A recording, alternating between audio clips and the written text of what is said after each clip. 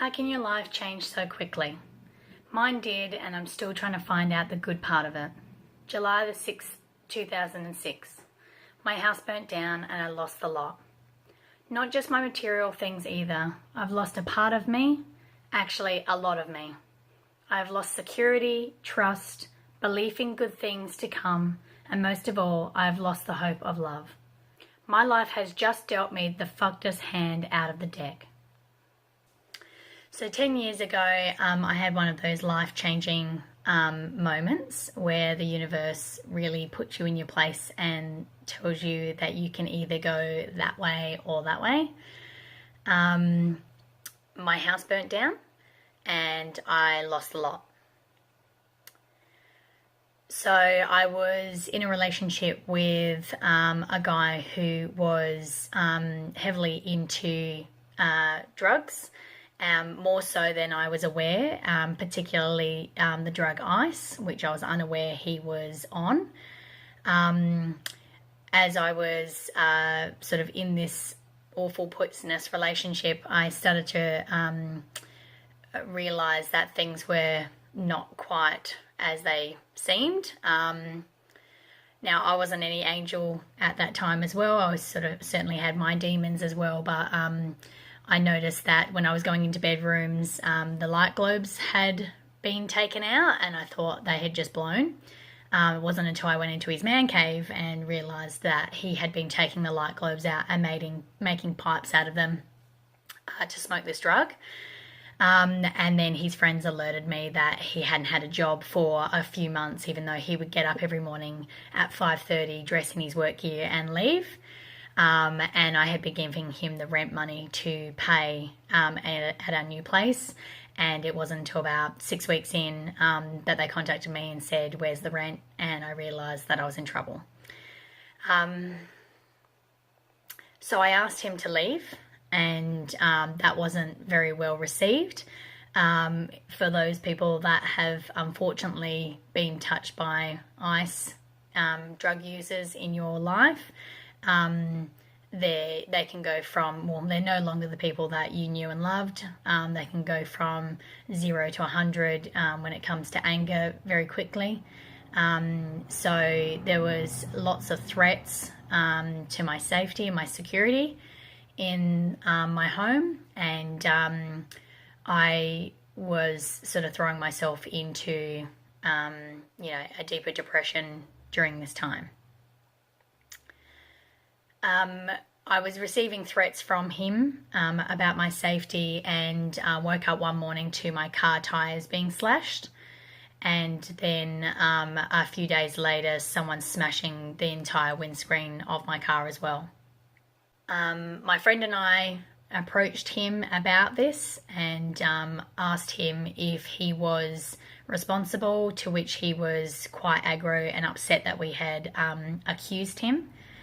And I started to receive emails saying that he was going to burn me to the ground. So during this time, I found relief in recreational drugs and alcohol myself. And it was probably the space of a week that, led up to, my house burning down. So I went around to a friend's house for our usual Wednesday night drinking, even though I had to work the next day, and I fell asleep there. And I was woken by my friend handing me a phone saying that one of my family members was on the phone. And I remember calmly taking the phone and thinking, what has he done? And she said to me, "Where are you? Are you safe?" And I said, "Yes, I'm safe." "What has he done?" And she said, "Don't go home, come to our house." And I said, "What has he done?" And she said, "Your house is on fire." So my friends took me to my house and I watched as everything I owned burnt to the ground. I had my 6-month-old puppy inside and my 8-year-old cat. Luckily, before I left, I thought I don't want them to pee in the house, so I left the door open a crack. And they both got out, so that was good news. After the house burning down, I gave all the evidence that I had to the police, and unfortunately there was no way of them linking any arson to the property. The house was so severely burnt that it was written off as an electrical fault, and that was it. I lost everything and had no answers. So after that, I realised just how lucky I was, because if I had been in the house, it went up so quickly that I probably wouldn't have got out, and it truly was my second chance at life. I realised that I had been treating myself with a lot of disrespect, my family and friends with a lot of disrespect, and I moved away from that area and from those people that I was associating with. And it took me 2 years to get rid of the debt that I was in, and I became a bit of a recluse and very reflective, and I would write in diaries. One of my entries was this: I have had a long time to think by myself in this horrible house about what my life has come to. It is sad, it is not complete, it is soulless. My heart breaks every day, every minute. It is hurting because I have made so many bad choices. I feel like I did these things without thinking. Why was I so reckless with my life?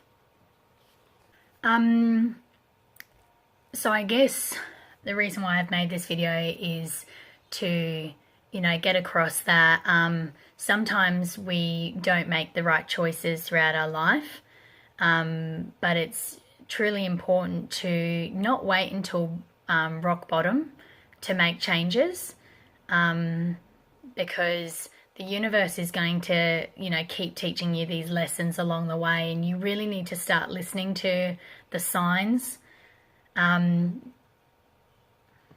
The best advice that I can give you is, if you wake up and there's something that doesn't add light and love to your life and doesn't fulfill you, then you need to change it. Whatever capacity it is, you need to change it. I know some people's situations might be tough, but there's always some way that you can make changes for the better in your life. Don't wait for rock bottom. Don't wait for a near miss. Don't wait until, the time is up. Life's too beautiful for that.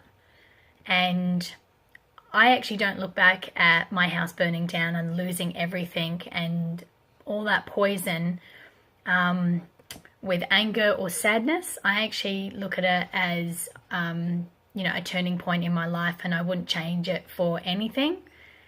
It hurt, and it needed to hurt that much, but I had always been reflective, and I'd always spoken to myself about what changes needed to happen, and I should have listened to myself and trusted myself a whole lot more a lot earlier, and I could have been living the life that I'm living now much earlier, with lots of love and light and trust and honesty for myself. So if you find yourself in a bad situation and you think, why me? You need to change something. I'm happy to have any discussion. You can private message me if you want as well.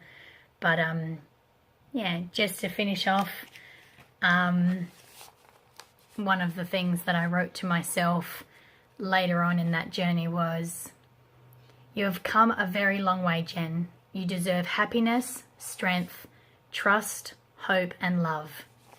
Enjoy being yourself, the person who you are meant to be.